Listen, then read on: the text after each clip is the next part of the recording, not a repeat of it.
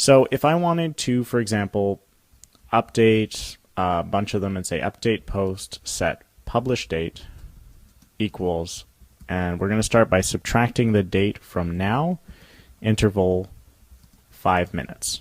So in other words, I want you to update the publish date of whichever posts I pick so that their publish date was 5 minutes from now. And an expire date, which is equal to now plus 7 days, which is a week. For anything where the ID is less than, I don't know, less than 5. I forgot a bracket.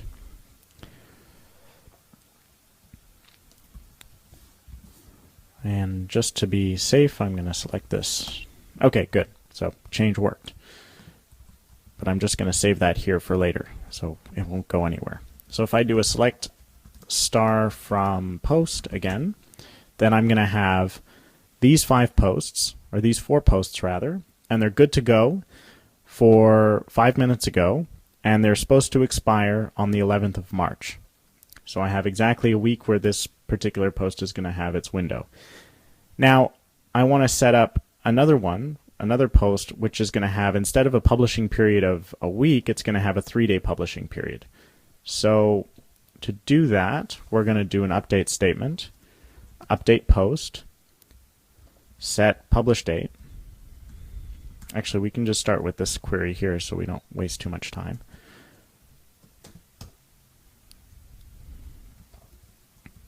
So in this case, I'm going to set the publish date to be now, and the interval is going to be, I'm going to add a date, and it's going to be now plus 3 days. And my where clause, instead of it being just where ID is less than 5, it's going to be where ID is greater than 4. And let's say ID is less than 10. So the 10th one is still going to be null. Let's try that. Okay, so if I do select star from post, I'm going to have a whole bunch of publish date and expire dates. You'll notice that everything expires on the 11th of March. However, I've got 5 posts that are going to be published on the 7th of March, and I've got 4 other posts that are going to be published on the 4th of March. So this way I have essentially, at any given point, once we hit the 7th of March, I'm going to have 9 posts that are good to go. Now, this does mean that we're going to have to modify our queries a little bit, right? So instead of just getting anything that is the most relevant for our web page, if we're building a PHP application, we're going to want to do something like select star from post where publish date is greater than now, and now is less than expire date. In other words, again, we're dealing with numbers here, right? They're numerical representations of the date. So if the publish date is greater than now, it means that it's already been published. And if now is less than the expire date, then we know we're in the right range. So if I hit enter here, I'm going to end up with 5 posts. And which ones are they going to be? They're going to be the ones that are good to be posted for now. Wait, is this right? Hold on. Publish date, select star from publish date where publish date is less than now. There we go.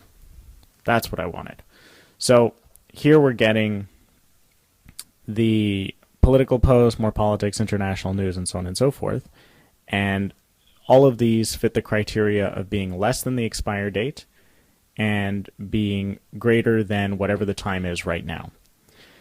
So if I wanted to turn this into a view, it would just be a matter of copying this and saying create or alter view latest or I could just call this published posts as,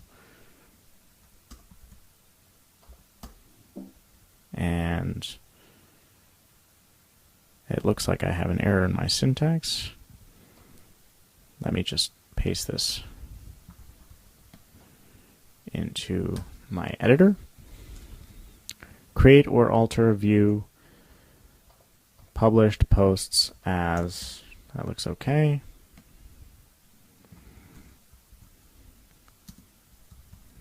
Let's try this again. And it's saying you have an SQL error